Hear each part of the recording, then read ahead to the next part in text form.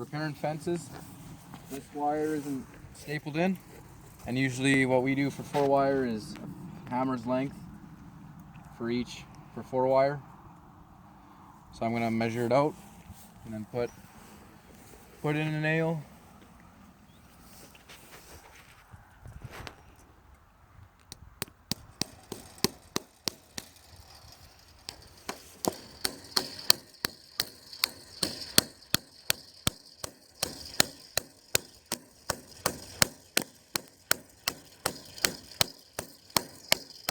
You want to make sure it's not tight, so when it's hot it expands, and when it's cold it contracts, so it's not, if it's too tight it'll rip the wire.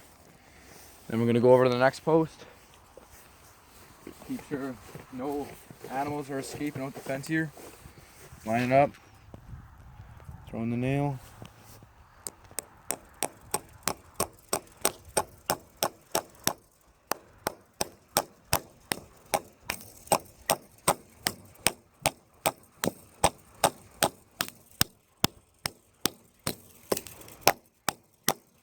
Stop it.